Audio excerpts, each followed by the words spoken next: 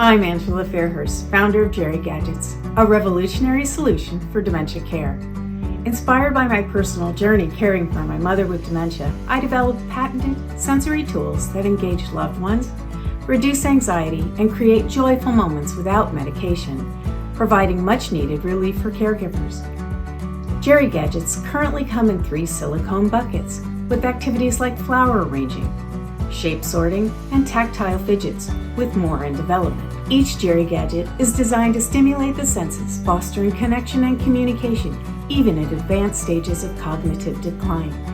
Non-toxic, built to last, and dishwasher safe, Jerry Gadgets transform caregiving by promoting engagement, improving quality of life, and offering caregivers a respite from constant supervision. Discover how our innovative products can bring joy and meaningful interaction to your loved ones with dementia while easing the caregiver's burden. Visit jerrygadgets.com to learn more and start making every moment count. For a limited time, you can get 20% off your next order of Jerry Gadgets by going to www.ssww.com Jerry Gadgets for Dementia and enter the special Love Conquers All's coupon code LCA20. Get 20% off Jerry Gadgets today. When the world has got you down. Alzheimer's sucks.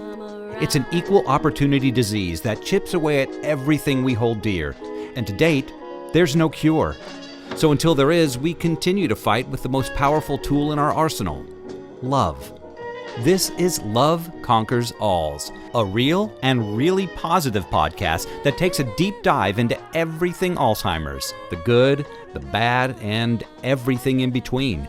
And now, here are your hosts, Susie Singer-Carter and me, Don Priest. Hello, I'm Susie Singer-Carter. And I'm Don Priest, and this is Love Conquers Alls. Hello, Susan. Donald, how are you today? I'm, well, this is actually a little later than we normally do a show, which I kind of like. I like that not getting up in the morning thing. Yeah, it's great.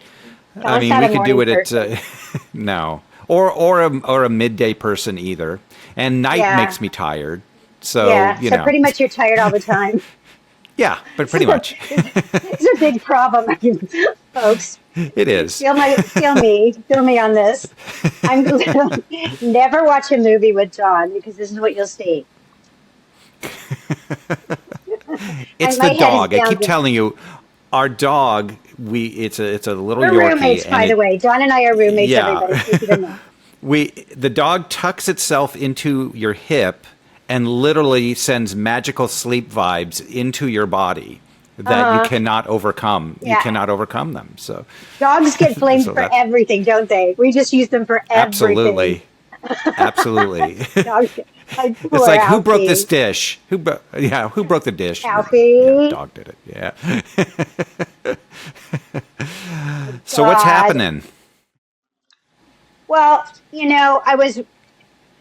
newsletters are so time consuming. Can I complain for a second?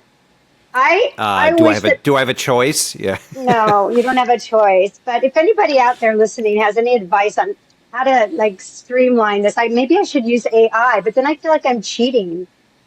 You know, you are. I don't know. I feel like it's not my voice because I haven't really tried it yet for that. But I always go. I know I need to do a newsletter because I want everyone to be up to date. Our guest that we have today is very good on that. She's super good on newsletters. Everybody's better than me on newsletters. I'd rather just talk. But I'm Except a writer. for me. Yeah, I'm not. I would be terrible at that. So yeah, you're worse than me. So no, it's just that to me, I get too attached to making them perfect. So I'm into the production of it all. And then I realized 3 hours just went by for a one-page thing, right? And then also the technology is really clunky. I'm using MailChimp. Sorry, MailChimp, but I mean it's not very intuitive. I mean, things don't make them. I mean, honestly, I can't figure out why things don't work the same. I just Can you help me? I just uploaded. Well, it was obviously created by a monkey. I mean, what, so how good do you think it's going to be? It's right in the name. It's in the name. It's a male. You're right. What was I thinking? But why I don't know. is it You so should maybe hard use when male smart guy or something. Yeah. I don't know. Instead of male too. Yeah. Okay, that's done. I'm done with that. Okay, got it. All right. Feel better? I feel much better now. Yeah. Good. I was feeling really dumb. Like every time I upload new subscribers from like a mailing list that I have, or it's not a mailing list, I don't buy lists, it's just people that I've aggregated. And then I do it, and then it's like, then I go, oh, there's nothing there. It says no one subscribed. But I say that they're subscribed. So someone please help me with this. I'm having issues, and I shouldn't have to deal with Maybe somebody in tech support agree? is listening right now. Who knows? Yeah, I do. So. I know, and I'm tired of hearing about it. So, yeah, let's fix that. All right, I put it out there in the ether. Let's talk about the important things now. Let's talk about our Okay, our what are guests those? Well, I our would love guests to. today. Yeah, we're sort of branching out in our Alzheimer's conversation, and I like it. Definitely. I hope the people listening like it, because I think it's important. There's a lot of I do too. podcasts now. When we started, there wasn't. 4 years ago, there was not a lot, and there are a lot now. So you have a lot of choices. But I think you should just stick with me and Dawn and our next guest. She has a podcast too. Other than that, that's it. I support all Except unless our next guest has a podcast, then I think everyone should bring their own, flavor. Otherwise, there's just a lot of the same. But then again, that's okay too. I'm totally contradicting myself because, maybe you like the way someone else says it better. You like a more serious person. I'd rather bring it to you in a more fun way, a little lighter way, because it's such a heavy breezy, topic. if you will. Yeah. Breezy. You were breezy. Anyway, so without further ado, go, Dawn. Do your job. I'll do that. Lizette Cloete is a veteran occupational therapist, pastor's wife, and daughter of 2 parents with cognitive loss. With over 30 years of experience as an occupational therapist turned dementia coach and 5 years of being a daughter of dementia, she has become a sought-after speaker on dementia-related topics both nationally and internationally. Her podcast, Christian Dementia Caregiving, is a key resource for connecting and sharing her valuable insights. In 2023, Lizette was awarded a grant to create an online education and coaching community for family care partners. She is truly a fount of information and support for our caregiving community, and we are delighted to have her with us today. So without further ado, let's say hello to Lizette Cloete. Hello, Lizette. Thank you so much. You did such a good job on the name. I'm always proud of people when they attempt it and then they crush it. It's wonderful. I feel... Yes. Yes, my day is made. My day is made. I love this woman. She's from South Africa. South Africa. There's my only thing I can do. And Shem, right? Shame. Yeah. And we got to talk. I got to talk on Lizette's podcast, and we had such a great conversation. And she brought up this topic that we're going to talk about today, which is eloping, which is not getting married in Vegas. This is a whole nother topic, right? And I said, that's such a great conversation because my mother eloped and many people I've talked to have eloped. And I wanted Lizette to talk about this because she has put a lot of attention and focus onto this matter that I think most of us have dealt with that with somebody with dementia or Alzheimer's. And I think, so thank you for coming on to have this conversation. You're welcome. Do you remember the story I told you that precipitated the conversation about elopement? I want you to remind me, my readers here. I'm a readers. You guys are reading. What's wrong with you? I know it works that way, right? Yeah.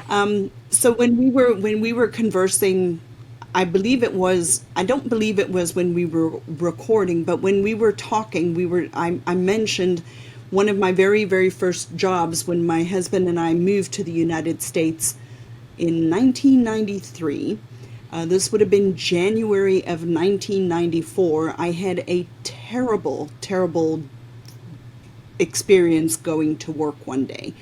And so you've got to think about it. This is 1994. It's pre-cell phone. Life was, very vastly different. I was young and dumb. I was 23 years old as a brand spanking new occupational therapist, working at a skilled nursing facility in Fort Wayne, Indiana in January. My husband and I had one car, which meant he drove me to work in the morning. I'd go to work at 7 a.m. and he would pick me up after work in the afternoon at 3:30. And so I want people to picture in their mind, it's cold, it's winter, it's a nursing facility. You can drive in the United States by a nursing facility or a funeral home and know it's a nursing facility or a funeral home. They kind of all look similar. And he pulled up the car and I got out, and the very first thing I saw was a wheelchair outside the building. But like I said, I was young and dumb. At that point, to me, a wheelchair just meant a wheelchair. Now, 30 years later, a wheelchair means where's the person in the wheelchair? If there's a wheelchair. But at that time, I was very, very ignorant and naive, and I didn't think, oh, there's a wheelchair outside. I just thought, there's a wheelchair outside, it needs to go in. And I distinctly remember going up to the wheelchair and breaking it out of the ice, right? So it's January in Fort Wayne, Indiana, and starting to go in, and my husband reversed the car out, and the beams of the car alighted on the person who had been in the wheelchair. And so my immediate response was to run inside as quickly as I could, get the staff, come back outside, because this is a person who is outside and it's January and it's cold. But I'll never forget what she looked like, because she was obviously an older female person who had gotten out of a nursing home in the middle of the night, and she died outside that nursing home. And it is called elopement, right? In a facility, the person elopes from the facility. The other word that people know more commonly here is now, we talk about people wandering, right? They wander away. It's the same concept, but the formal word for it is elopement. They've eloped. They didn't have permission to leave the building. But the reality of the matter is that never should have happened. Like in a facility, it never should have happened. She was at the far end of the facility and had to go through several double doors before she even got out of the building. They're supposed to check on residents overnight. There should be no reason why. It was 7 o'clock in the morning. They hadn't even started looking for her before I got to work. Now, fast forward, 31 years later, I would not have run in. I would have gone in and called 911, and I would have started steps to have it be really looked at what occurred. But hindsight's 20/20. As we get older, we learn more and we know better what to do. But I will never, ever, ever forget that patient. And that was, she was living there and she had dementia. Right. And it's something I don't think we talk about enough in the healthcare space or even in Alzheimer's care, that a person can elope from home. And we don't think about that. Right. No, it's, first of all, what a horrible experience, obviously, for the woman and and you as a young, person. And her family. Her family, all of that. And again, I'm going to go back to the reason why we're doing No Country for Old People, our documentary, because those things, like you said, should never happen. And if these facilities weren't understaffed and were better, and had people that were better trained because they were staffed properly and therefore, of course, paid properly, and therefore they were more invested in their job, those would be the exception to the rule, but they're not, because it happens all the time. I mean, my mother was found 3 miles away from the facility that where she was in memory care, and it's supposed to be locked. And then there's, and then people that we've interviewed, even for the documentary, this lovely family, the Stewarts, their mother was found dead outside. Nobody knew why. She was in a memory care lockdown situation. There was no way to get out. And yet they know that she died from falling out of somewhere because there was no way for her to get down without anyone seeing her. So no one was watching. And the trauma that it's put on this family, and this again, this family is just one of millions of things, where things have happened where they shouldn't have happened. It's it's horrifying, and these memories don't leave you; they stay forever. No, they stay forever, and they change you forever. I absolutely agree. They change you forever. It changed me as a human, but it also changed me as a therapist. Mm-hmm. In a good way, or as a therapist? In a very good way. Mm-hmm. I'm way more assertive with people related to safety than I might have been if I didn't have that experience. Right. I'm a lot more direct. I'm pretty direct. South Africans are direct. Yes, you are. Yes, you are. Right. So that's just a fact. That's never going to change. However, in the same vein, I will tell people things that they don't want to hear because it's truly a safety concern for the person. I'll never forget recently, within the last few years, I was still working in home health, and I had a wonderful couple that had been married for, they weren't even super old. She was 14 when they got married. And there was a backstory as to why she was as young as she was. But they'd been married like 65 years. They were in their late 70s, early 80s. And brother-in-law, I don't know if you have this much in California, but where I live in the country, people have mom and, somebody lives there, and then there's a sibling or grandkids, and it's like this mushroom of a whole community of families that are all on the same property or within spitting distance of one another. And she had severe Alzheimer's, and he would allow her to walk to the brother's house, which was right next door. And I told them immediately, the very first time I met them, I'm like, that's not a safe situation for her. And he's like, no, she's been doing it forever. I'm like, it's not a safe situation because she's not the person she used to be, and she can get turned around. She can decide in her mind that she's going somewhere else and take off, and you're never going to find her again. Or, it's summer in South Carolina. She falls in a ditch and she's laying out there and get heat stroke and all these other things. But people who are taking care of somebody with dementia at home do not necessarily think that they're going to walk away from home. But the statistics actually show that 80% of all people living with dementia will wander from home at least once. Right. At least once. Right. And aren't they usually trying to find their home? Aren't they trying to walk, or do they know where are they going? Are they trying to find where they were, or we don't know that? I don't think there's really a way to know. I think there can be so many different reasons. A person can get something in their head, and they may decide it's 5 o'clock, it's dusk, it's time to go home from work. Right. They may in their mind be thinking they're at work and it's time to leave and to go home. Or they may truly start out thinking, I'm going to my brother-in-law's house across the yard, and take off, and halfway there forget what they were doing, turn around and get turned around and go off in a different direction. I think it's very difficult to truly know or understand what they are thinking. But the reality of the matter is, just because somebody hasn't done it doesn't mean that they're not going to do it. Recently, I had a blessing. I had an opportunity to be a care support person on a dementia-supported cruise.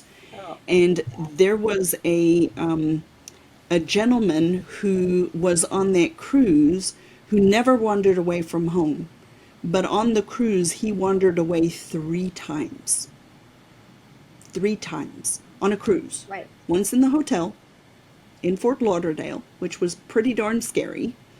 Once when we were on the cruise itself, and once the last day. And, you know, we had strategies, we had things that we were implementing to keep him safe. But the reality is, you know, it happens, and it happens more frequently than what we think. And nobody's really talking about it all that much, because we don't, you know, how can you research, oh, mom walked away from her home and we found her 2 blocks away and brought her home. Nobody's tracking that data for people at home. We are only aware of the bad consequences of somebody not being found. But how many people are doing it that are being found, but we just really don't know? Right. I mean, I think that is technology that I've talked to people in the industry, in our industry and community, that are creating or have already certain kinds of tracking devices that you can even like your Apple Watch. You know, there's ways to be able to find where people are. But that said, I was trying to look it up while you were talking. Can't think of his name right now. Is it Carl Mooney? Kyle? Not Kyle. No. Kyle Mooney's an actor. It's yeah. I can't think of his name. But there was a documentary based on this man's wife that she was a brilliant aero engineer, and he also is an engineer, and she had Alzheimer's, and they were at the Modern Museum here in Los Angeles, and she had early onset Alzheimer's, and she was still living at home. She went to the restroom, and he was waiting outside for his wife, and she was in there for a while, so he thought he'd just dash into the bathroom and use it. He came back out, and she wasn't coming out. She was gone. And they didn't find her until a year later, and it wasn't good news. It wasn't good news, no. And so since then, they had come up with tracking bracelets. I know that in Los Angeles, and he's been, you know, very, very active in the Alzheimer's Los Angeles community. And you know, it's things like that bring on change anyway. But, you know, For sure. and here's a very brilliant man, and, you know, you'd think like he was very conscientious, but it took a second for her to be gone, and gone that fast. Because there was even, like, if you watch the documentary, and I'll put it in the show notes, guys, because I can't think of the name of it. It's like, Where's Linda? Or Have You Seen Linda? Something like that. But they had, like, you know, cameras that are there on the streets, but only and they could see her going down the street. And there's a certain thing that happens with Alzheimer's where one of the experts was saying when they're walking and they're lost, they'll continue to go a certain way. It's like left. Do you know anything about that? I just know that they'll continue to go. Yeah. They literally will not stop. They will not ask for help.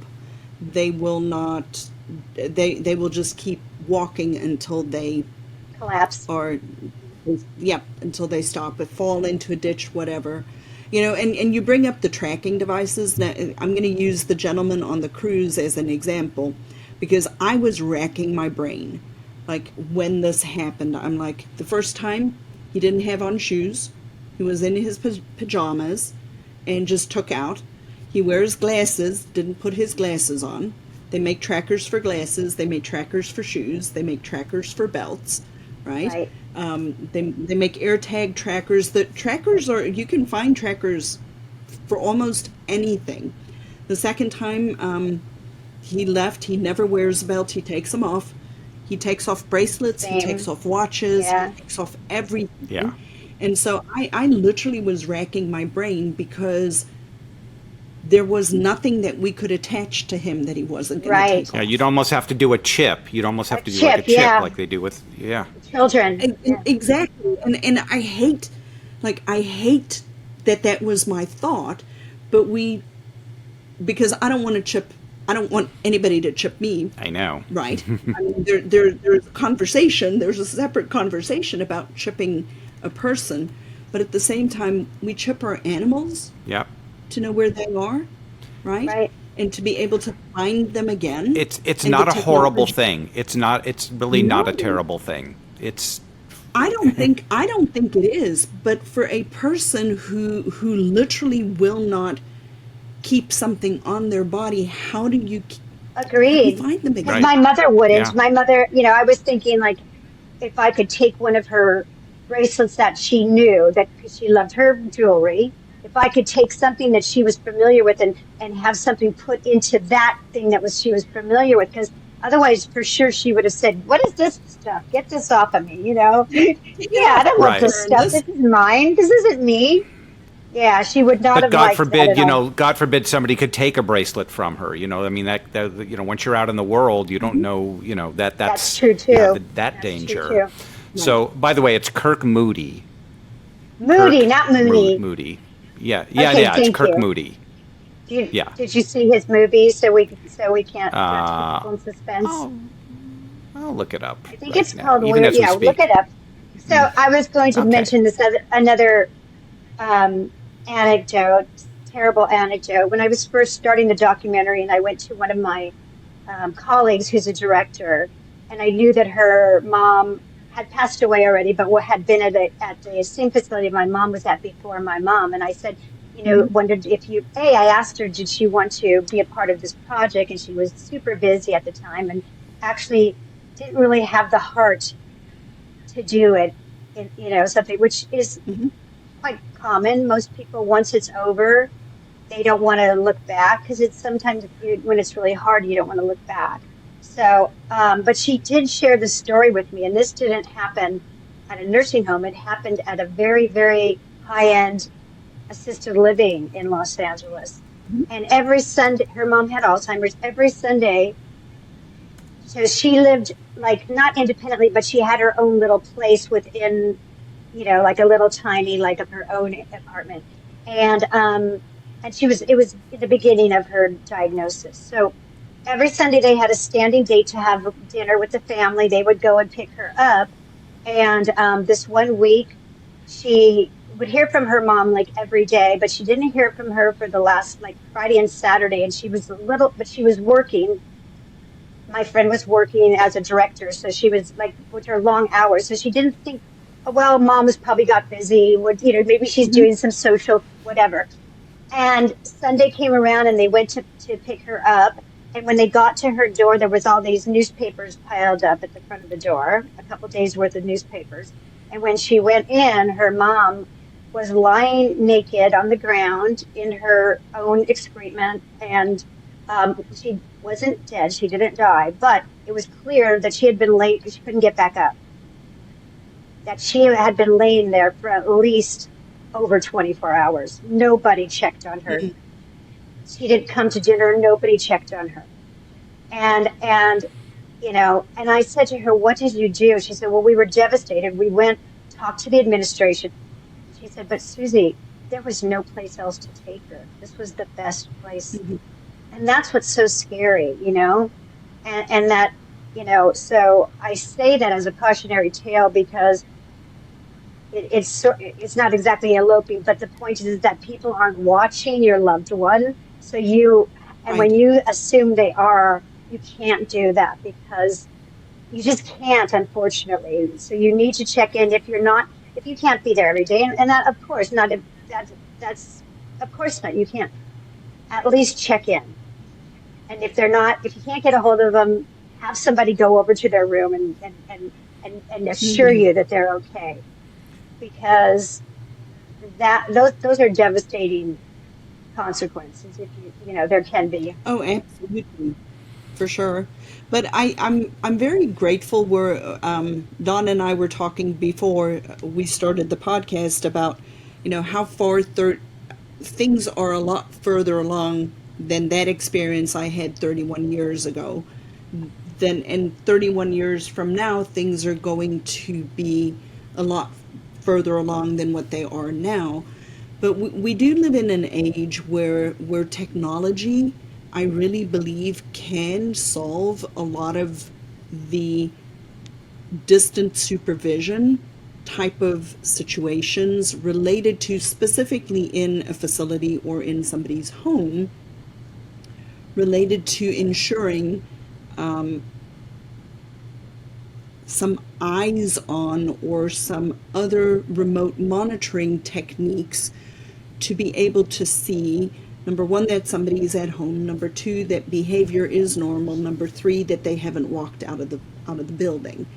And so I'm extremely grateful for that opportunity and for those opportunities to come about now, because it does absolutely radically change your ability as a caregiver to have extra eyes on a person. Agreed.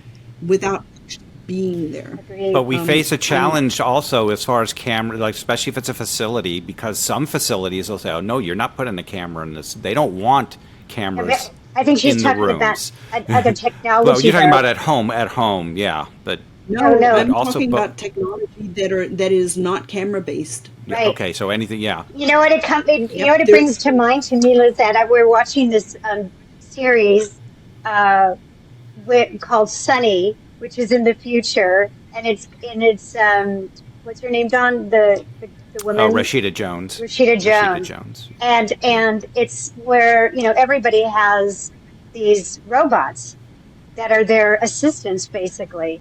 And that's what I think of when you say that to me, because it's like a human companion. And Well, these are a little different though. This technology, they use motion sensors and humidity sensors and things like that you can embed in specific geographic areas. So, for example, in the fridge, if you have somebody and you want to make sure that they're opening the fridge, right? And so it's connected to your cell phone.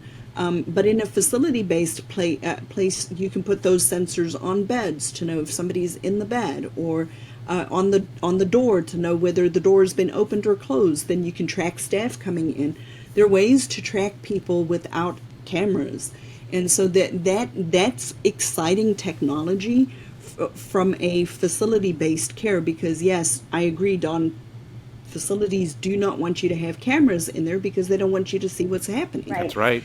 And there is ways to now use other type of technology that can help track behavior, but not actually show the person. So, inside the apartment, the example that you were using related to your friend whose mom in the assisted living facility, they now make lamps for like a lamp, just a regular lamp, that have velocity monitors and that can see whether somebody's fallen in the room. Oh, wow. it's awesome. That's, So yeah. there is technology. There's technology coming out that I truly believe can help be an invisible caregiver to people with dementia at home, keep them at home a little bit longer, afford family members of people who by necessity or whatever reason do need to be in a facility, because some people really are difficult if you're alone to manage because of behavior. But there are other ways that we can help monitor and supervise without being there by using technology. But those could also be used in facilities, meaning if that lamp was in everyone's room, then the staff knows if something happened. It's not, it's a simple way that they don't, if they are understaffed and they don't have the time for someone to come in and check in on them, that at least there's some sort of notification something has happened. And that could help, even though until we solve our staffing issues, which is what we're trying to do. And even if the facility doesn't want to provide a lamp like that, a family member, a family caregiver could certainly get a lamp, put it in the room, have the notification come to them, and be all, bat out of hell if something happens, and contact the facility. Yeah. if someone will answer so the phone when you call. Or call 911. Yeah, no, exactly. Because my Right? mom's in assisted living, and she has both from the facility. They have where she can call them. Of course, if you're not conscious, you can't do that. But she also has a pendant that if they'll know if something happens, it's to an outside service, and they'll know if she's fallen or something. So, there is that technology, but then you're still relying on them wearing it, and that's the challenge. And sometimes they won't wear it. Right. Like my mother. Yep. Right. Yep. So, Right. by the way, Where is Nancy is the documentary. That's it. Where is Nancy? Yeah. And it does definitely cover this topic. And she eloped from a public place. Right. Which So back to my cruise example. Right after the cruise, maybe a couple months after the cruise, I need to go look this up. I keep meaning to go look this up. There was a husband and a wife combination. Now, on the cruise that I went, we were one staff member to 3 people, and not 3 people with dementia, 3 people. So they were people with dementia and their family members. We were almost one-on-one with the people living with dementia. So we had like 9 or 10 staff members, and there were 9 or 10 people with dementia on the cruise. We were a group of over 31 people, but we were almost able to be one-on-one with the people living with dementia. But this was a husband and a wife combination who had gone on a cruise by themselves in Mexico. And did you guys hear this story? It's been within the last couple of months.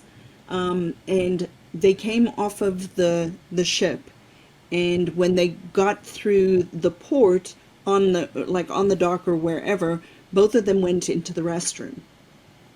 And he was newly diagnosed with frontotemporal dementia.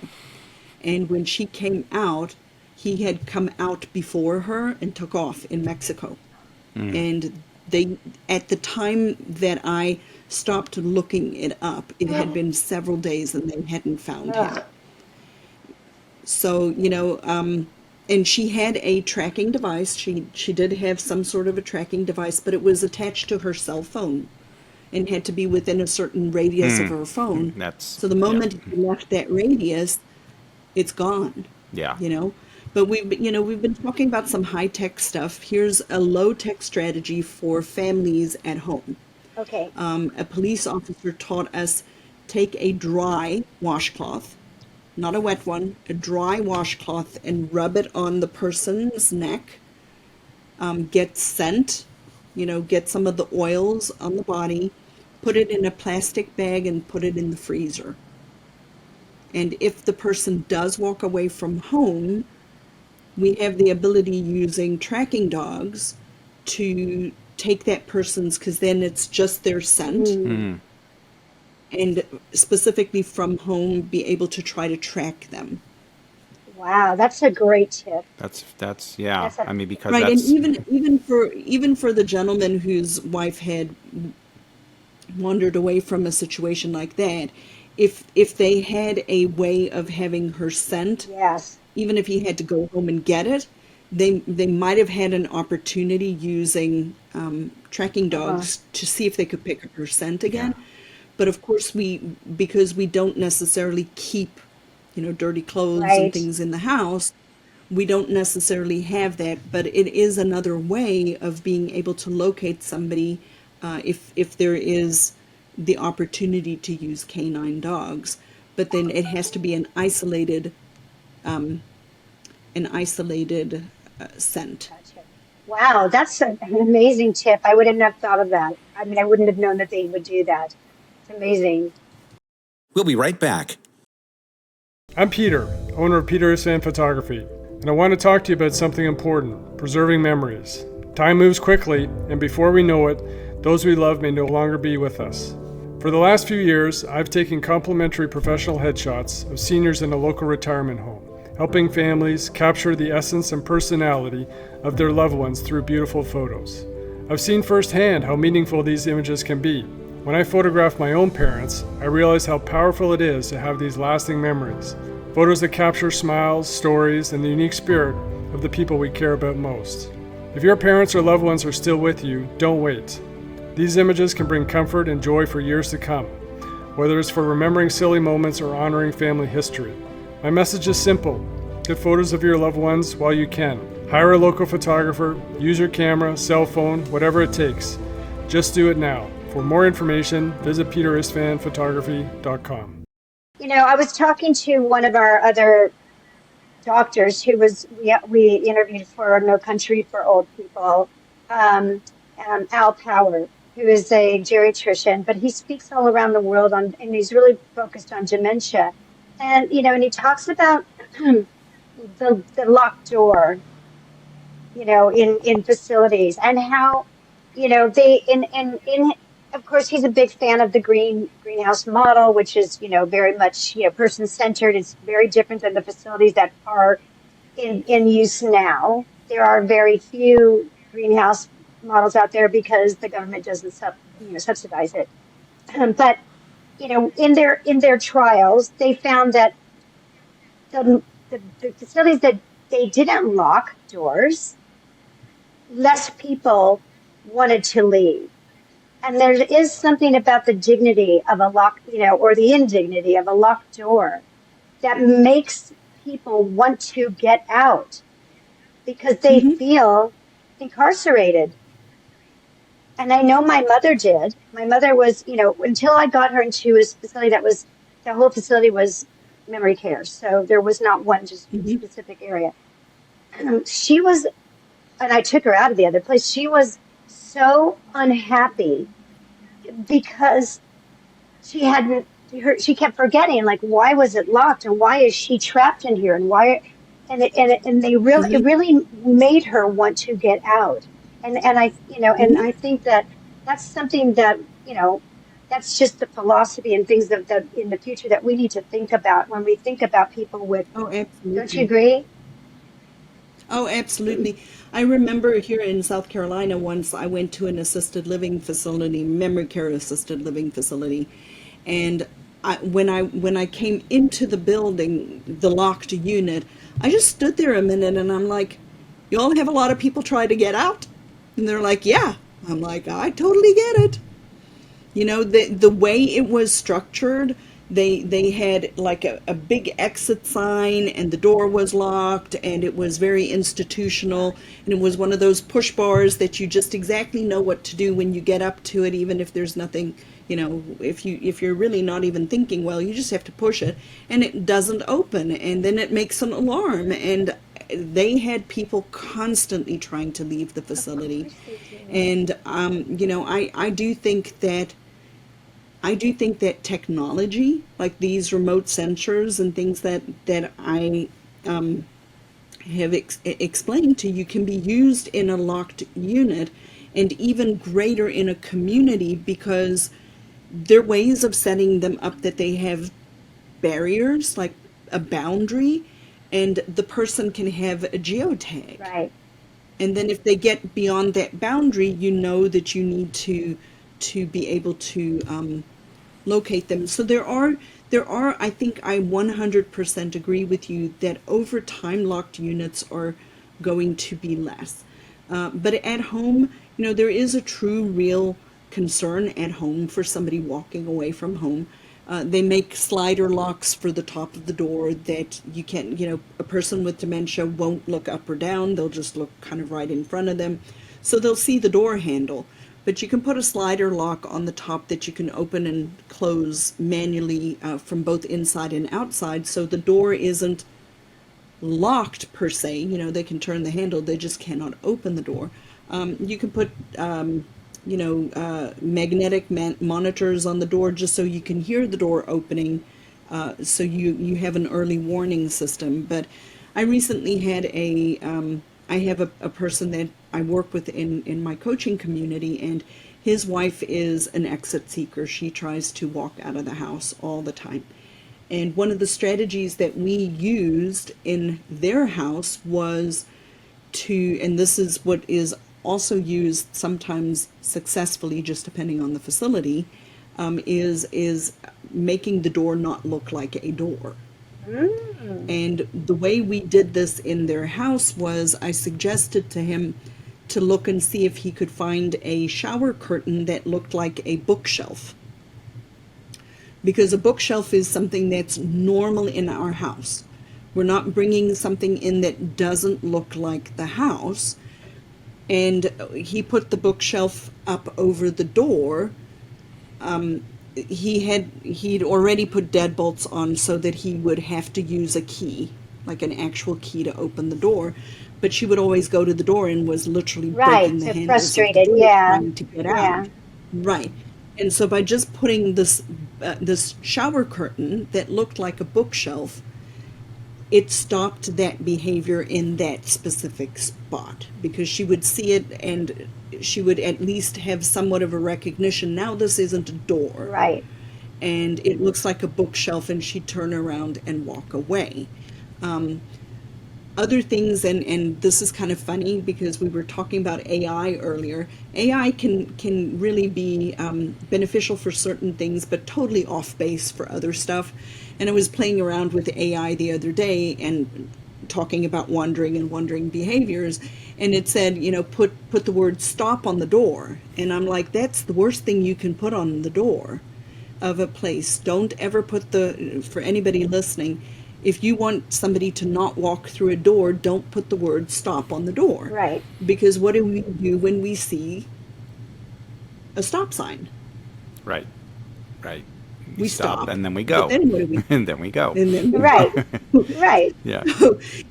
Don't put stop on the door. Put something like wrong way or employees only or out of order or something that is logical.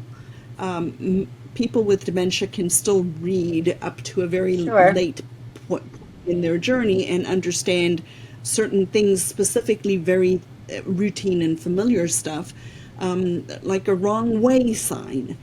Anything that we would be very familiar with to clue them or cue them to not try to go through that door.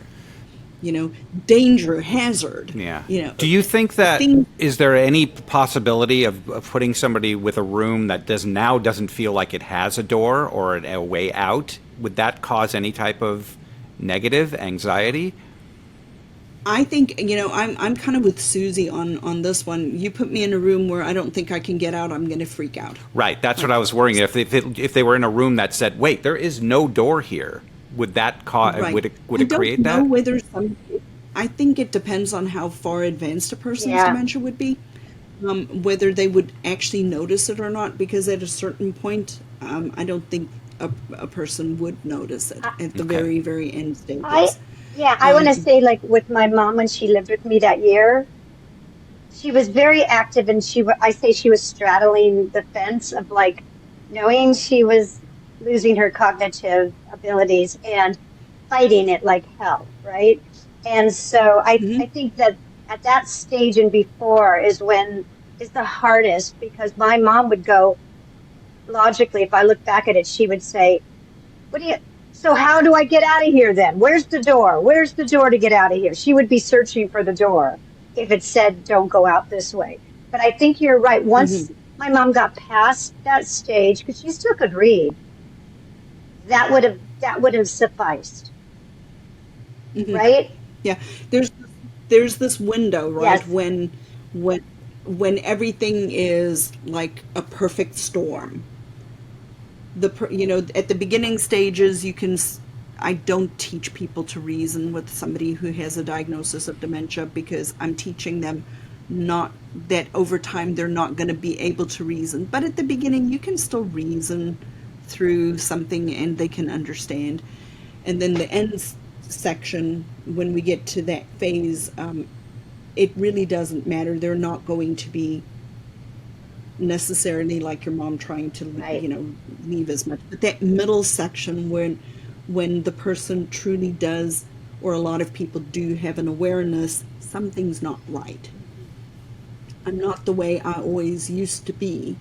I think that's when it's the hardest, is like that very, very middle stage, when people truly, and at that stage oftentimes very mobile still. Very mobile. They can move really well, they cannot think and reason through those kinds of challenging situations, and that's when it's significantly unsafe, because also at that time a lot of families are not recognizing that the person is at that point. That is so important. That, because they are very good at fooling you.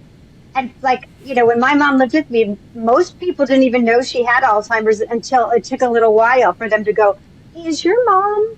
And I'd say, "Yes, she has Alzheimer's," because my mom could fake it real good, right? And so, especially if they're very social, and my mom had her tricks up her, she had the tricks of her trade, She would start singing to them if she didn't remember their name.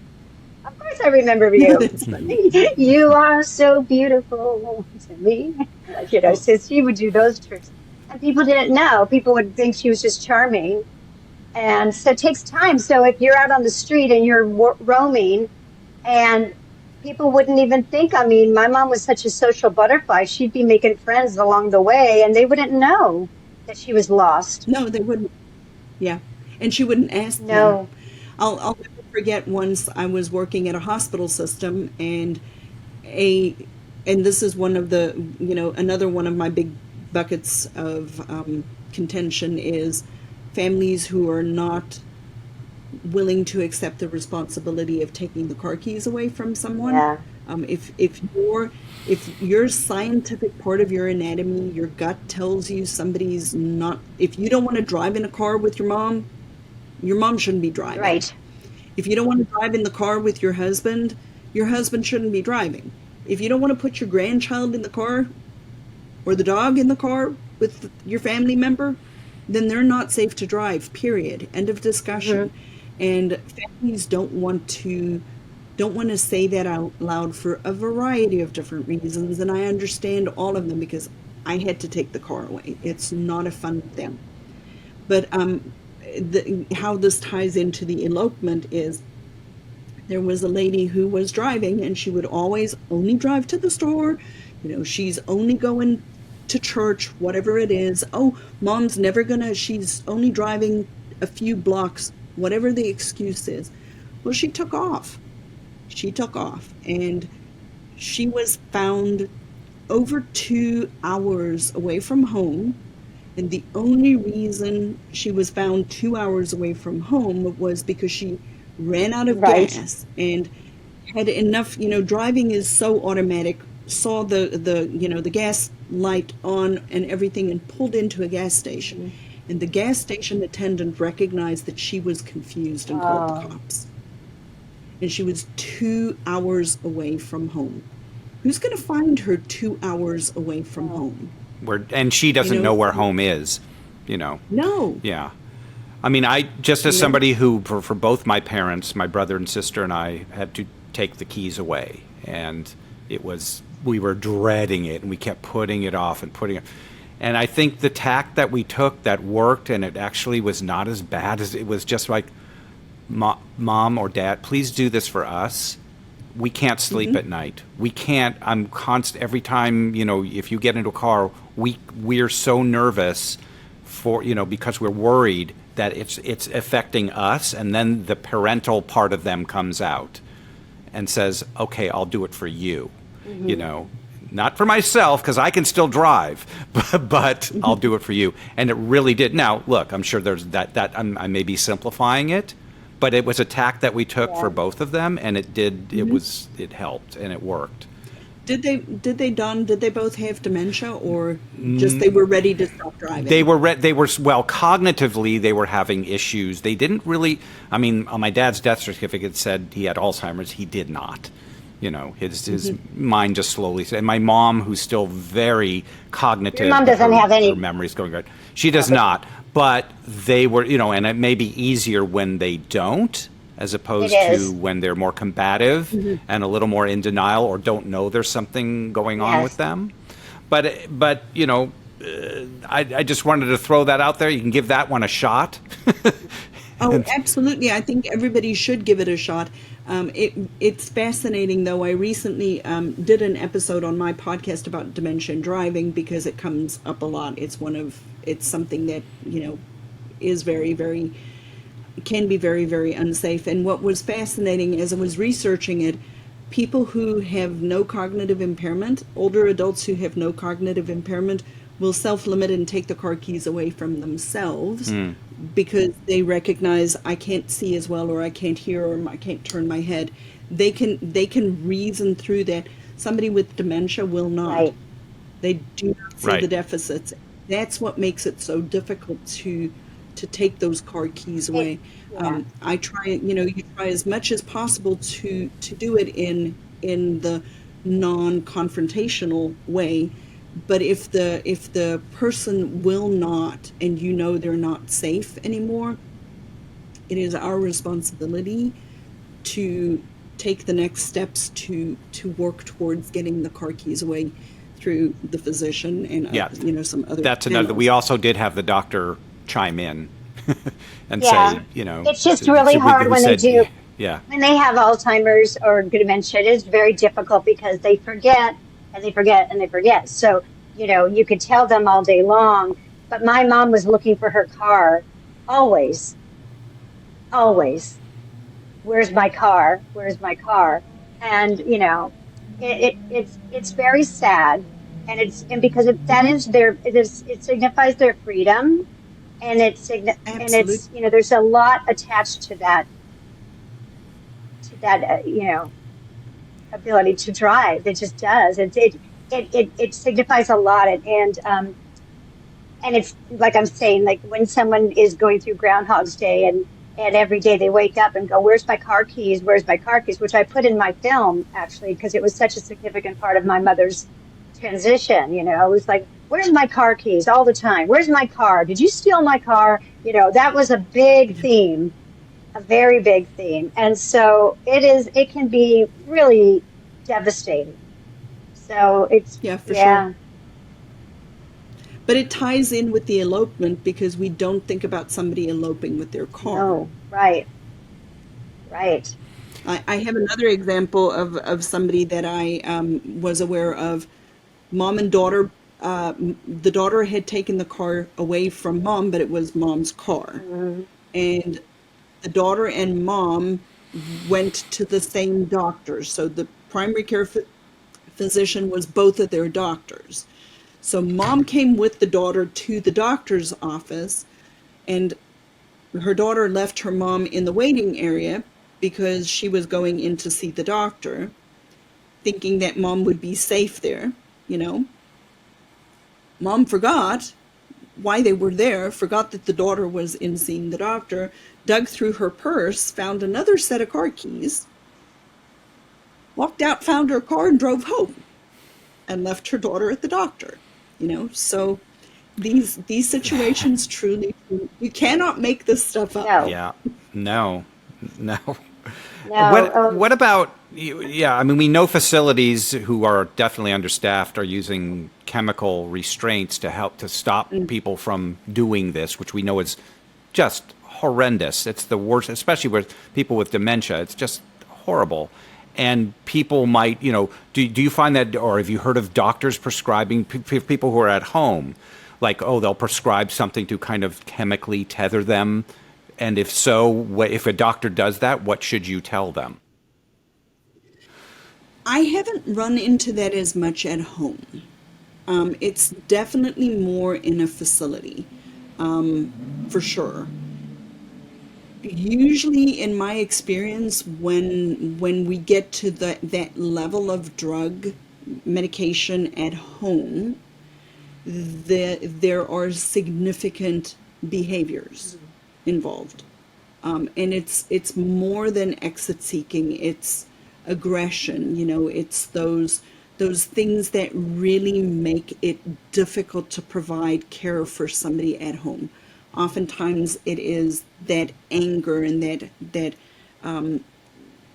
the person, the care partner, the caregiver is not feeling safe, or there's a lot of that physical, like some people with dementia get extremely, extremely aggressive. And so that's when I tend to see those heavy duty medications at home. I'm not a proponent for medication to be the first line of defense, because I really do believe that looking at what's going on with the person and what's going on in the environment and seeing if they're bored or overstimulated, or what's going on with me, the care partner, because if I'm super stressed and I come in there, mom's going to be wild and woolly, right? Using other techniques first to see if we can mitigate or change the behavior that we're seeing. But sometimes the only thing that does help is medication. But it's not my first line of defense. But at home, typically the medications that are prescribed at home are Seroquel, which is a heavy-duty antipsychotic, which oftentimes you'll find in a facility. But they tend to be provided at a much lower dosage than in a facility. And I don't remember ever seeing somebody on Halidol at home, which is a chemical restraint, as much as being on Halidol in a facility. And I believe that if I have seen that, they were transitioning over to hospice. So there may be a reason for using some of those medications at end of life in order to be able to keep them at home. But I don't personally haven't experienced as much of that type of medication and chemical restraint at home. I mean, you bring up a good point, because we have to wrap up. I can't believe we've been talking so long. It's such a great conversation. But you bring up a good point about the medication at home, because my mom was a victim of Depakote, which is also an off-marketed drug to chemically restrain. And all those drugs, when you see them in a facility, they bring on somnolence, which is basically just, everybody is zombies. When you see zombies, that's what you're looking at, because that's not a natural state of mind, is to be a zombie in a chair. And so, but I didn't, I didn't know that when I first was, getting used to this kind of community. I had no idea that was what was going on. I just thought that was the nature of getting older, but it's not. It's not. And so I do think that there's dosages that you could do with something, if someone is agitated, and if they're agitated and you've tried everything, then maybe, there's something that will, it's like taking an antidepressant, right? So something that, but mild, because I don't think you need to it's either all or nothing, it feels like, in our industry, as opposed to, like one size fits all. And that doesn't make any sense. We're not one size fits all. So, either they're awake or they're out. But there's a reason that these drugs exist, and it wasn't for that. It wasn't to put people out. It was to help them get through a difficult time. So I think, what I'm trying to do is, mitigate the shame, because my mom was a victim of Depakote. She shouldn't have been on it. There was no reason for her to be on Depakote. It was just used because my mom was anything but, aggressive. She wasn't an aggressive person. Right. But until I didn't know, and that really changed the quality of her life, because she ended up being, immobile after that. Once I found out, she never regained her mobility. So, that's a tragic outcome. And she could have died because they're black label drugs for people with Alzheimer's. So, but I also think, you shouldn't feel guilty if you are at home and you need some assistance because somebody's chemistry is, off balance because of what's going on cognitively. Certainly, you should look into that and find out what is the minimum you can use to help, and see if it helps. For sure. And try different kinds of drugs. Maybe Seroquel isn't good for your loved one. Maybe Ativan, I don't know, something, I used to get panic attacks, and I would get Ativan, and, it would take it away like that, and I was back to normal, and so you never know, what works. And I never overused it. It was just a safety. For me, it was like, if I got a panic attack, then it would help, So I think that there's just saying don't feel guilty if you have to, right? Right. Yes. I think a measured approach, like I said, I'm not a proponent of medication as a first line of defense. Me either. Let's look for all of the other solutions first, and then if there's nothing else that's working, then let's start to explore some of the medication. Whereas the industry's standard is, let's medicate first. And when they say medicate, they mean medicate with a capital M. Yeah. For sure. Yeah. John, I know what it makes me think of? Like when my mom was at the memory care, the place that it was all memory care, and we'd all go and visit my mom, and there'd be some of the residents who'd come by and just clop John in the head. Remember the woman that just, for some reason, she just gave you a smack at the back of your head every time? It was just like... It's just, He has that kind of head. Yeah, I do. It's very hittable. It's very hittable. She wanted his attention or something, and so every time she'd go clop, it's actually kind of cute. Yeah. I said, will you please put her on medication right now? I can't have it. But it was really, you're right. She did. That's exactly right, Lizette, is that she wanted Dawn's attention, is what it was. That's how she communicated. Yeah. And that was how she communicated. I had one gentleman that was always yelling at me, like from across the room. Young lady, young lady, young lady, young lady, like really, remember Dawn? And so I finally went over to him and I was like, because I was getting used to the community. I didn't have I wasn't a pro yet, right? So I finally went over to him and I said, what can I do for you? What can we do? How are you today? And he goes, I love you. I go, I love you too. Tell me about yourself. So he needed attention.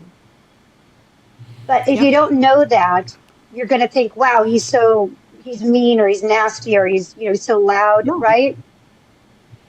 Repetitive behaviors. Let's give him some medication. Right. He's annoying. Let's calm him down so he's not an annoyance. Yeah. And usually that again comes back to understaffing, not enough people to deal with that. So now Susie is Susie he's doing that to Susie, but when Susie's not there, he's saying that to the staff members all day, every day. Young lady, young lady, young lady, and it's driving them nuts. And so they will give him medication instead of attention. Right. Instead of just coming over and saying, what can I do for you? Taking literally 3 minutes to say, to pay attention. And because I think most of those people, the ones that are yelling, it's like, and it goes on and on and on. It's so sad. How many times did we hear it down the hall, somebody yelling and yelling and yelling the entire time we were there, because nobody went in and said, yes, may I help you? Hello. I love your dress. I love your hair. I mean, I learned to do that, right? I learned to do that. I love what you're wearing today. Really? Yes, I do. Oh. It's beautiful. You look lovely. You look beautiful. And they're like, oh, thank you. Who doesn't like to be complimented?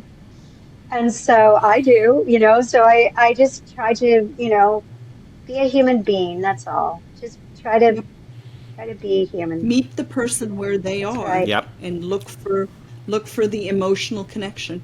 Lean in. Totally. Because the rational goes and the emotional stays. Totally. Absolutely. Totally. Well, this was so lovely. Thank you so much for sharing your. It's fun. Well, you're fun. You're strong, but soft at the same time. That's what I love about you, because you have a nice heart. You have a very good heart, and we need more of you in the industry. Well, for sure.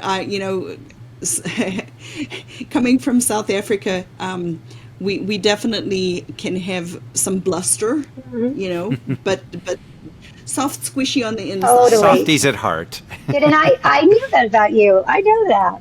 I knew that from the second I met you. It was like, I really like you. So thank you so much. And we will have all of Lizette's information on the show notes, and go and listen to her podcast, which is totally different because it comes from a different perspective, because she's in there, she's in the trenches with a lot more people than I have ever been. So please do tell us what the name of your podcast is again and where we can find it.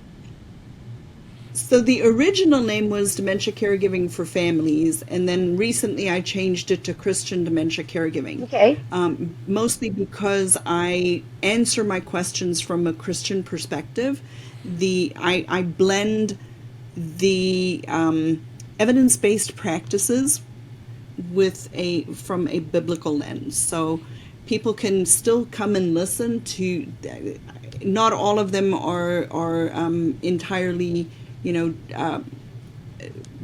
from a Christian perspective. I just started a whole series on 5 quick tips for different challenging behaviors. But it is good information. And really, honestly, one of the biggest things that I've noticed that makes a successful caregiver versus an unsuccessful caregiver is what we think about it, is what we think about our own journey, what we think about dementia in particular. And so I really work with people a lot on how you think about dementia. What do you believe it to be? Because as long as we continue this tragedy narrative that it is all doom and gloom and woe is me, then that is the result that we get. And so I really work with people very hard on what is it that you're thinking about your dementia caregiving journey. Because what you're thinking about it will be the result that you get. Totally. You manifest it. Right. Yep. Absolutely. Well, let's bring it all home, John, because what do we, Yeah. Well, Well, but we do- it just feels that everything in the long run, it's a combination of faith and science, and then in the long run, it's love. It's love. It all has to be based in love, and there is only one reason for that, and that is because love is powerful. Love is contagious, and love conquers all. So we thank everyone for watching, listening today. If you like what you saw or heard, please share and follow and do all those good things. And we'll be seeing you next time. Yes, on and check out NoCountryForOldPeople.com and see how you can help us with this project and with the movement that we're doing. And we really appreciate it. And love you. Talk to you soon. See you next time. Take care. Bye-bye. Bye-bye.